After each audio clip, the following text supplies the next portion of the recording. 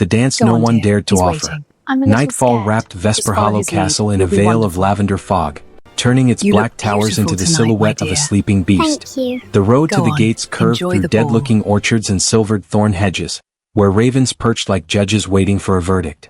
Inside, the castle was not dead at all, it was alive with elegant danger. Candlelight glittered on polished marble.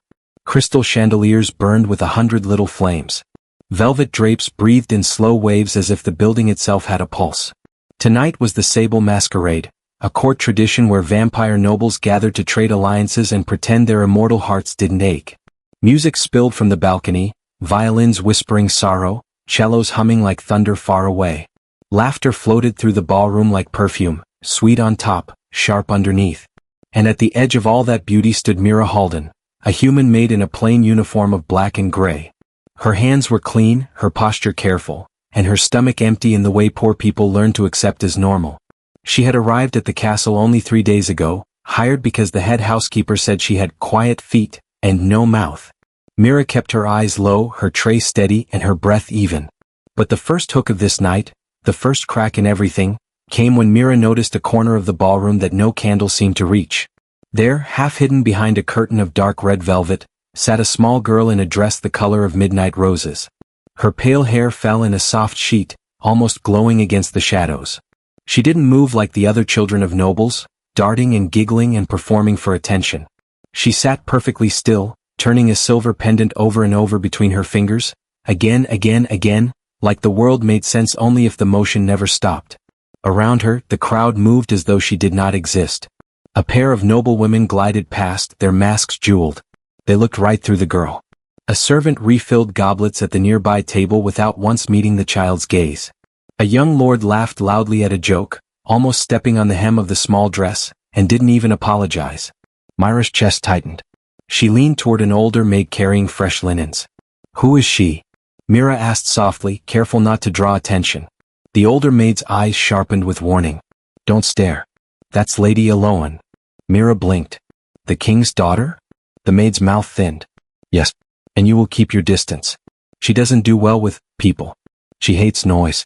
She doesn't like unexpected touch. If she reacts, the court will blame you. And if the king believes you upset her." The maid didn't finish the sentence. She didn't have to. Mira nodded, but her heart didn't obey. She returned to her work, offering goblets to masked vampires whose smiles were too perfect, whose eyes watched her like she was a small animal that wandered into the wrong forest. Yet no matter where Mira walked, her gaze kept sliding back to that shadowed corner. The girl's fingers never stopped moving. The pendant turned like a tiny moon orbiting a planet made of loneliness. Then the music shifted. A new waltz began, slow, aching, old. The dancers rose as one, filling the floor with black silk and crimson velvet. Masks swirled. Rings flashed. The ballroom became a storm of elegance.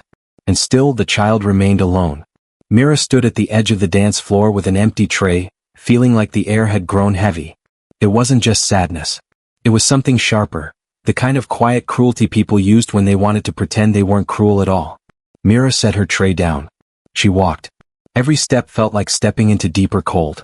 The closer she got to the girl, the more the noise of the ballroom softened, as if the castle itself held its breath. Mira crouched a careful distance away, lowering herself until she was eye level with the child but not invading her space. She kept her voice gentle, like you would speak to a frightened bird. "Hello," Mira said. "My name is Mira." No answer. The pendant clicked softly against the girl's fingers. Mira did not push. She simply stayed, letting her presence be calm instead of demanding. Finally Mira spoke again, slow and respectful. "Would you like to dance with me?" For a moment nothing changed. Then, the pendant stopped. The girl's eyes lifted. They were a strange shade, violet dark, like twilight just before night becomes complete. Her expression was serious, unreadable to strangers.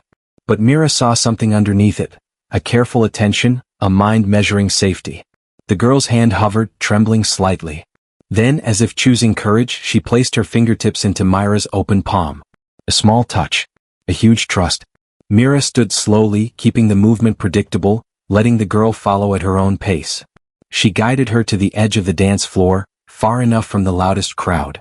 Mira didn't try to force a proper waltz. She began with a gentle sway, a simple rhythm, left, right, like rocking a child to sleep. At first, the girl's body was stiff. Then one foot shifted. One careful step. Then another. A fragile rhythm formed and something unbelievable happened. The ballroom noticed. Conversations faded. Laughter thinned. Even the musicians softened their playing as if the strings might break if they were too loud. Masks turned toward the edge of the floor. Because the king's daughter had not allowed anyone near her in years. And now she was dancing. Mira didn't look around. She kept her eyes on the child, reading her breathing, her shoulders, the small signs of overwhelm. When the girl's fingers tightened, Mira slowed. When her gaze darted toward the crowd, Mira adjusted their angle so the child faced away from the worst of the attention. Good, Mira whispered. You're doing perfectly. You don't have to do it like them. You can do it like you. The girl's lips parted slightly, as if she wanted to say something but didn't know how to make sound behave. And then, like a candle flame flickering to life, she smiled. It was small. It was brief. It was real. At that exact moment, Mira felt something like pressure in the air, as if the room had suddenly become a different world. She turned her head just once, and saw him. King Valerius Noctane stood near the tall windows like a shadow given a crown. His mask was simple, black metal shaped like a raven's skull, yet his presence made every noble near him stand straighter, quieter. He was tall, carved from stillness, dressed in midnight velvet that drank the light. His eyes were crimson, ancient, and locked on the impossible sight before him. His daughter.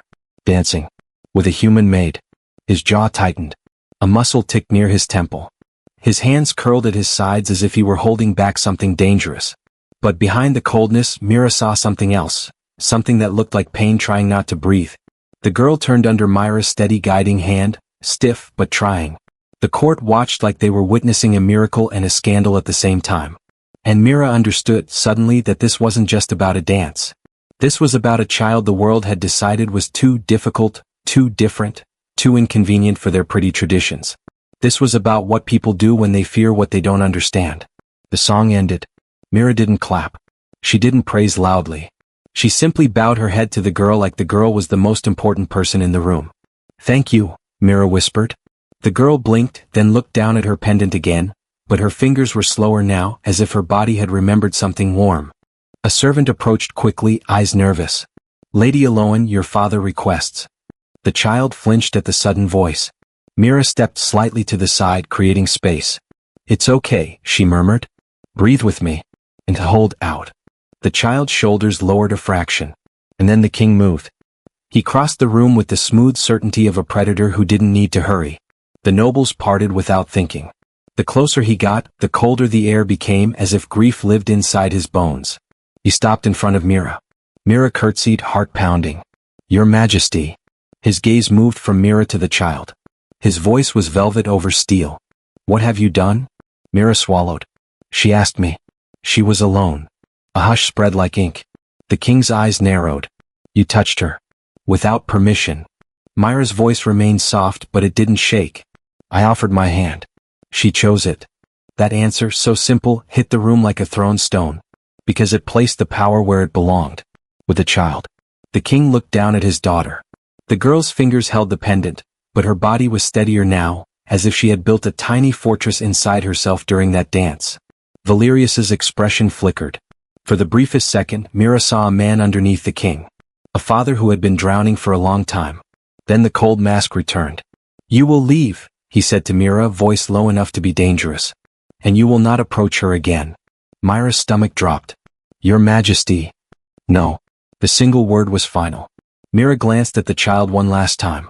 The girl's eyes met hers, and in them was something that felt like a question. Will you disappear like everyone else? Mira wanted to promise she wouldn't. But she was a maid. And he was a king. So Mira bowed again, deeper this time, and backed away slowly, keeping her movements controlled so the child wouldn't feel abandoned too sharply. As Mira left the ballroom, the court's whispers started up again, cruel and fascinated. But the cruelest part was what Mira realized in the quiet corridor outside. No one was whispering about the child's loneliness. They were whispering about the maid's audacity. As if kindness itself was a crime. That night, in her narrow servant room, Mira lay awake, staring at the ceiling beams. The castle creaked inside around her. The wind scratched the windows like fingernails. Then Mira heard it. The song. Soft. Distant. A lullaby woven through stone. A woman's voice, tender, aching, singing in a language Mira didn't recognize, yet somehow understood in her bones. The melody didn't sound alive. It sounded remembered. Mira sat up, breath catching. The lullaby drifted through the halls, beautiful and wrong, as if the castle itself was singing. And underneath it, faintly, a child's quiet, broken breathing. Crying, trying not to cry. Mira stood. The king had forbidden her. But the sound of that lonely grief pulled her forward like a thread tied to her heart. She opened her door. And stepped into the dark. The lullaby in the walls. The corridor outside Mira's room was colder than it should have been, as if the stone remembered winter even when the season had moved on. The lullaby floated again, soft, almost shy, then faded, then returned as if whoever sang it didn't want to be caught. Mira followed it barefoot, careful, moving like she was walking through a dream she could ruin with one wrong step. Torchlight flickered along the walls. The shadows made the hallways feel longer than they were.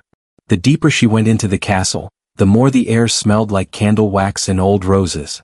Then the song stopped. Silence rushed in. Mira froze, breath held. A thin strip of warm light spilled from beneath a door. The princess's chamber. Mira's heart thudded. She raised her hand and knocked 3 gentle taps, like a question instead of an invasion. Pause. Then a voice so quiet it barely existed. Yes. Mira pushed the door open slowly, giving the girl time to see her. Inside, the room was not filled with toys or crowded decorations like Mira expected for royalty. It was carefully arranged, almost minimal. A canopy bed with silver curtains. A small desk. Shelves of untouched books. Everything looked chosen for calm, not for show. And on the floor there were patterns. Dozens of small wax drips, white, cream, pale gold, arranged into spirals and lines and repeating shapes. The design looked like a map only the princess could read. The girl sat in the middle of it, knees drawn in, holding her pendant like it was an anchor. Her eyes lifted to Mira. You heard it, the princess said. Mira swallowed. The song? The girl nodded once. Mother sings when it's too quiet. Mira's skin prickled. Your mother is gone? The princess's fingers turned the pendant again. They say she is. But the castle remembers her voice. Mira stepped carefully to the edge of the wax patterns and knelt, making sure she didn't disturb them. What's your name, my lady? The girl watched Mira's mouth like she was studying the shape of words. Elowen. Mira smiled softly. Elowen, that's beautiful. Elowen's gaze flicked away as if compliments were unfamiliar clothing that didn't fit right. Mira didn't force conversation. She simply sat, letting the quiet be safe. After a moment, Elowen spoke again as if she'd been holding the thought too tightly. Father says I imagine it. That grief makes sounds. Mira's chest ached. What do you think? Elowen's eyes returned to her. I think he is afraid. Afraid of what? Mira asked. Elowen's voice became almost a whisper. Afraid that if he believes her voice is real, he will miss her again. Mira felt tears sting her eyes, surprised by how sharp the truth was coming from such a small person. Mira glanced at the wax spirals. Do these help you? Elowen nodded. Patterns make the world quieter. Mira tilted her head. May I try? Elowen hesitated, then pushed a small cluster of pale wax toward Mira. Lady Beatrix and the cure, that wasn't one. Lady Beatrix arrived like a storm dressed in silk. The manner changed the moment her carriage rolled through the gates. Servants straightened, eyes lowered. Guards doubled.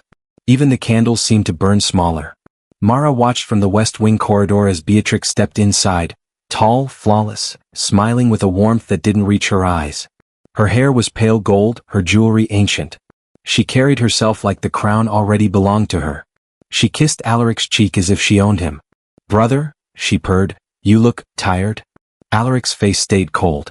You shouldn't have come unannounced. Beatrix's smile sharpened. And miss meeting my precious nephews? Mara felt her blood chill. Beatrix turned, and her gaze landed on Mara like a blade finding soft skin. And you, Beatrix said sweetly. You must be the new girl causing noise. Halro stepped forward quickly. My lady, she. Beatrix lifted a finger. Halro silenced instantly. Beatrix approached Mara slowly. Tell me your name.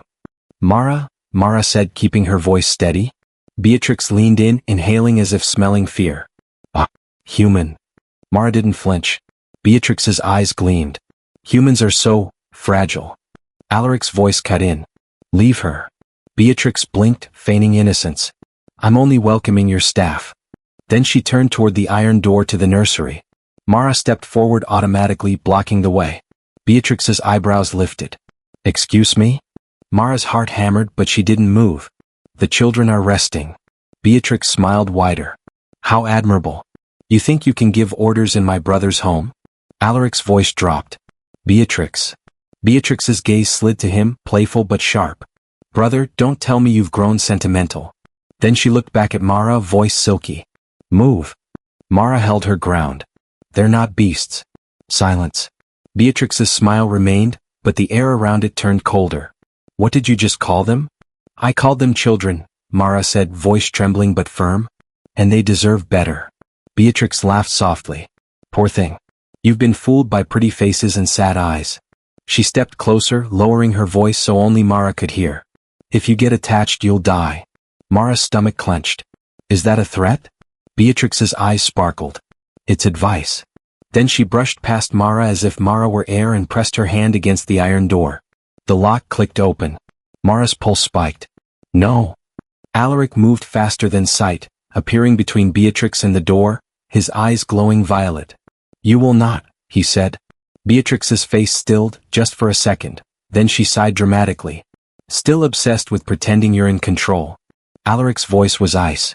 You came for a reason. Speak it. Beatrix clasped her hands. Fine. I brought Dr. Sterling. He has developed an improved containment method. A cure, if you will. Mara's blood ran cold at the name. Sterling. The man from the dock. As if summoned, Dr. Corvin Sterling stepped into view, tall, immaculate, polite. His smile was professional.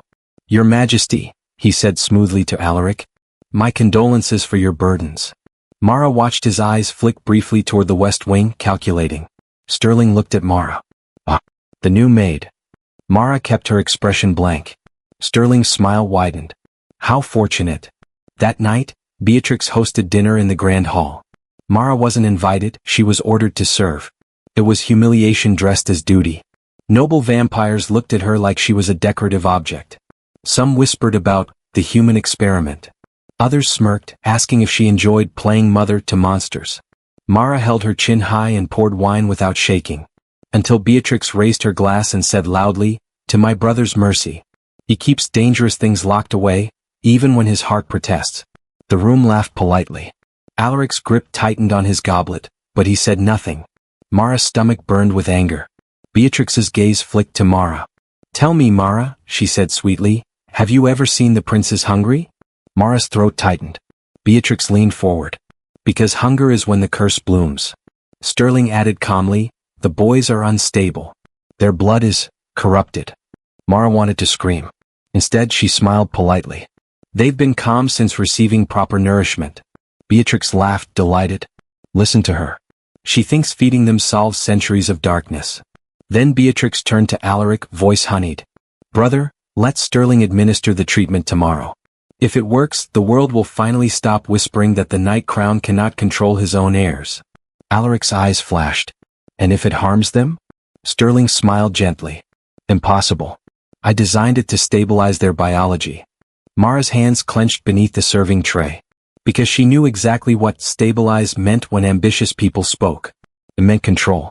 That night, Mara returned to the nursery and told the boys gently, tomorrow you must stay close to me. Silas' eyes widened. Are we in trouble? Mara swallowed. Someone is coming who may pretend to help. Ezra whispered, Aunt Beatrix.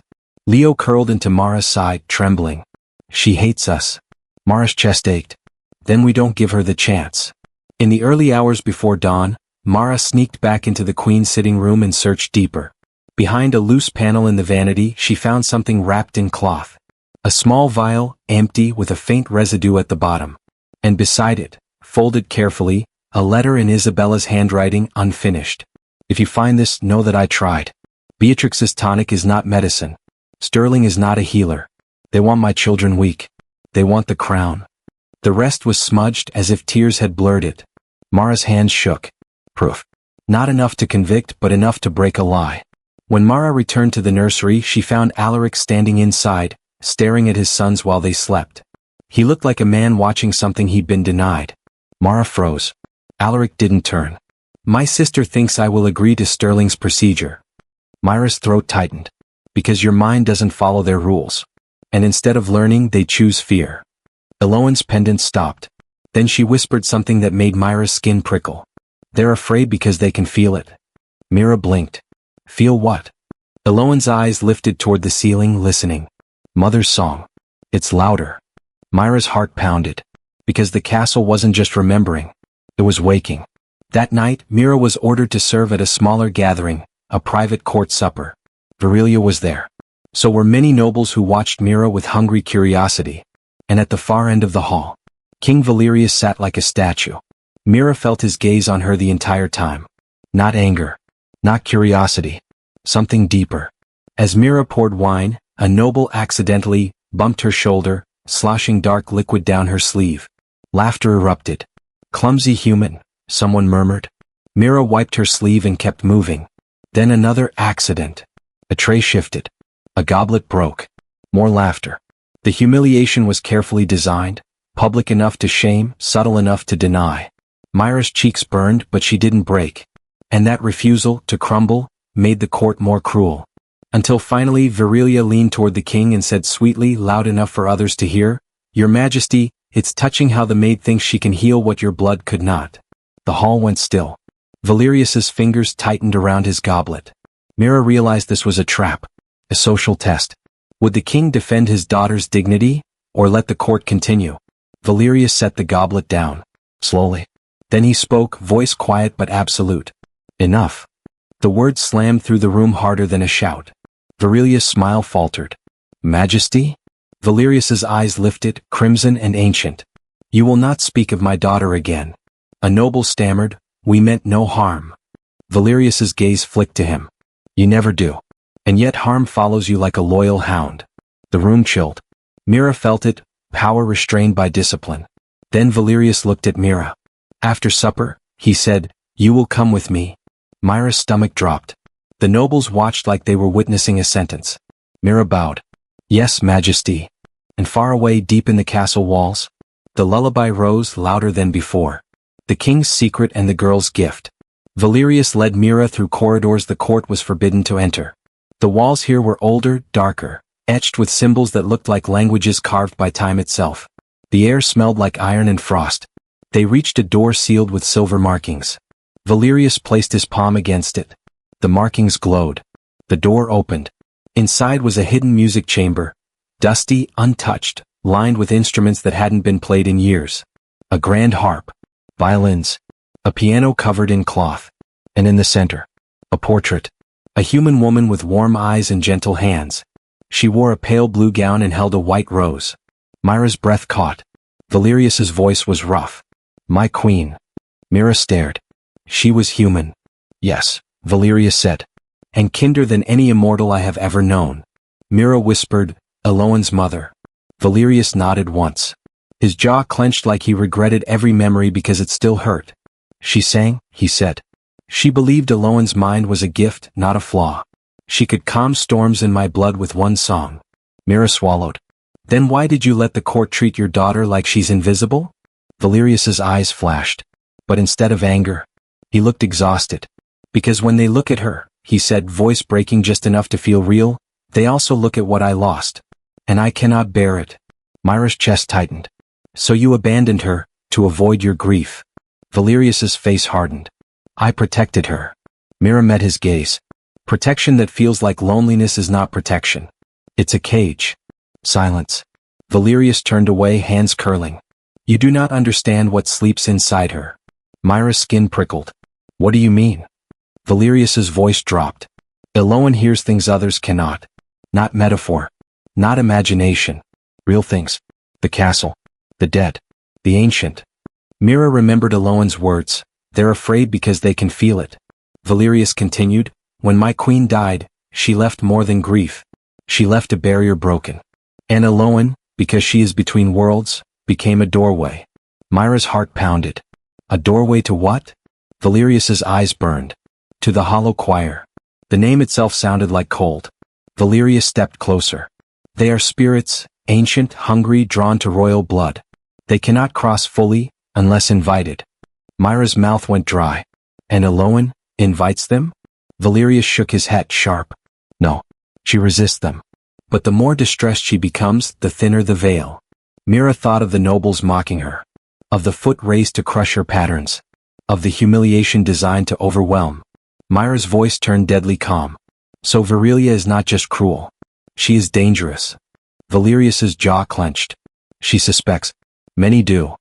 Mira whispered, then the court's cruelty is not accidental. Valerius didn't deny it. Instead he said quietly, and you, human, walked into my daughter's world and gave her calm. You made her hum. You made her open. Mira swallowed. I didn't do it. She did. Valerius stared at her, and something softened in the red of his eyes, like respect trying to be born. But then the castle trembled. A low vibration rolled through the stones. From somewhere far away came a sound that wasn't wind and wasn't music. A chorus of voices. Not singing. Calling. Valerius's face tightened. It's starting. Mira's heart hammered. Elowen. Valerius turned like lightning. Come. They raced through the corridors, silent speed from him, desperate running from her.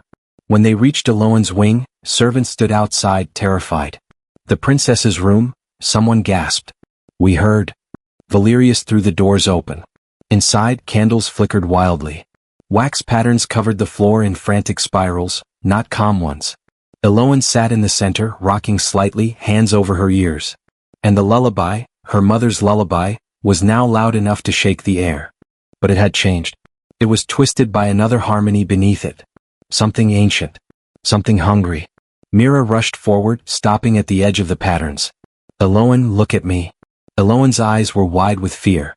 They're here. Mira's voice stayed steady. Breathe with me. And hold out. Valerius stood frozen at the doorway, face like stone, because stepping closer meant facing his grief, facing his failure. Mira turned her head just enough to see him. Majesty, she needs you. Valerius's throat worked. Elowen cried out softly. Father, don't leave. That broke him. Valerius crossed the room slowly as if each step cost him blood. He lowered himself to the floor, not towering, not kingly, just a father. He didn't grab her. He didn't force touch. He held his hands open like Mira had. Elowen's breathing shook. Mira whispered, ask first. Valerius's voice cracked. Elowen, may I hold your hand? Elowen stared, then, slowly, placed her fingers into his. The room stilled. The chorus faded a little, like something angry losing power. Valerius closed his eyes. And then, so quietly it felt impossible, he began to hum. It was the Queen's lullaby. His voice was rough and used but real. Mira joined, soft harmony. Elowen's rocking slowed. Her breathing steadied. And for the first time the castle felt warm instead of haunted. But in the shadows near the window something moved, like darkness peeling into the shape of a person. A spirit. Watching. Waiting. Mira's skin prickled. Because this wasn't over. This was the beginning of the real battle. Not swords. Not violence. But the fight for a child's safety against a world that wanted to break her. The Queen's promise and the court's karma. The next day, Valerius summoned the entire court. The nobles arrived draped in arrogance, masks glittering, lips already forming excuses. Virilia stood among them, smiling like she owned the room. Mira stood near the side in servant clothing, heart hammering. Elowen was not present. Valerius had promised she would not be forced into a crowd. But something else was present. The castle. The air felt alive listening. Valerius sat on his throne with stillness that could cut stone. His eyes swept the nobles. You have ignored my daughter, he said, voice calm and lethal. You have treated her like she is a stain on your pretty traditions. Virilia lifted a brow. Majesty, we meant no. Valerius's gaze snapped to her. Silence. The single word crushed the room. Valerius continued, you call her strange because she does not perform for you. You call her broken because she does not speak the way you want. He leaned forward slightly. Let me educate you. The nobles shifted nervously. Valerius's voice deepened. My daughter's mind is rare. It is precise. It is powerful.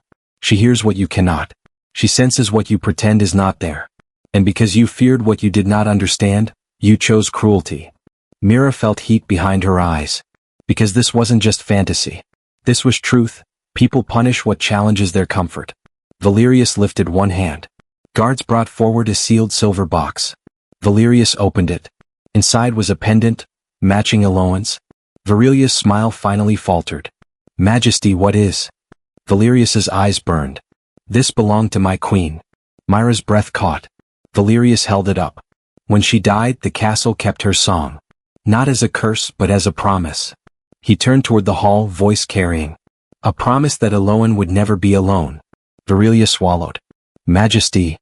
Valerius's voice sharpened. And yet you tried to make her alone. On purpose.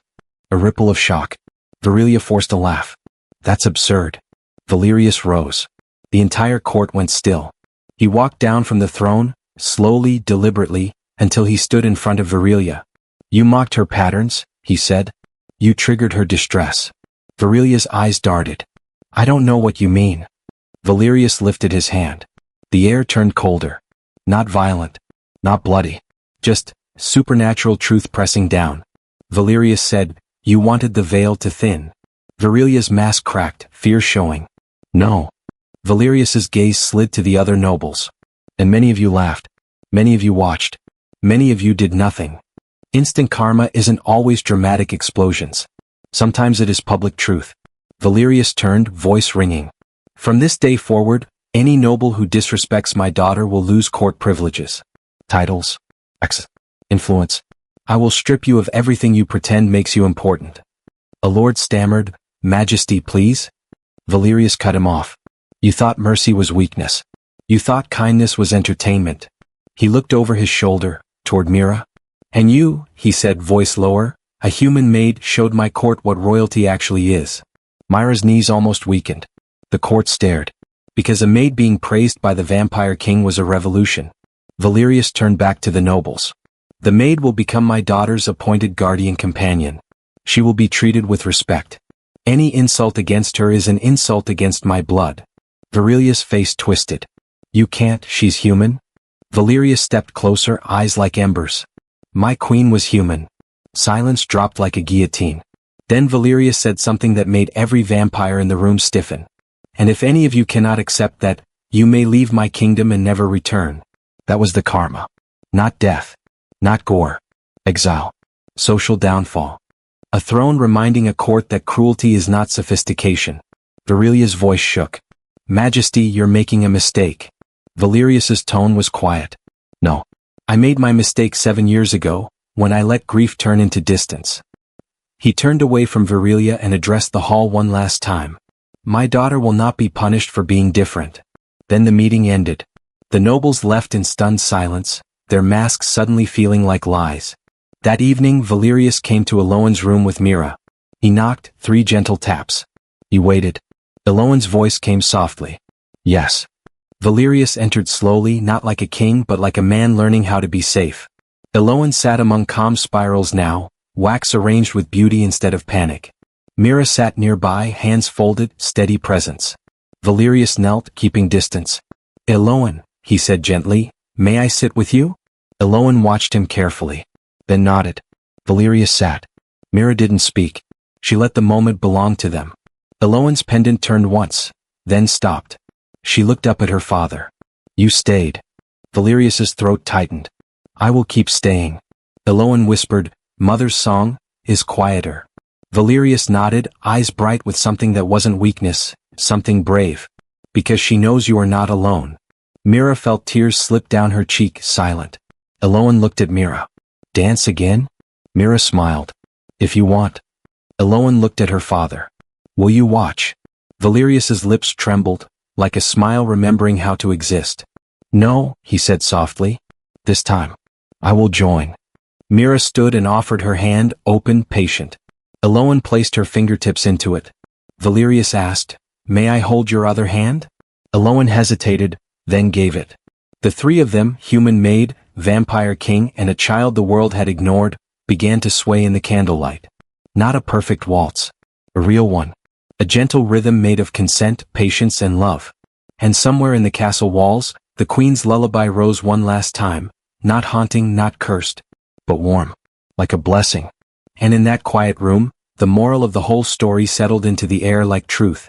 The strongest magic in any kingdom is the choice to treat someone with dignity.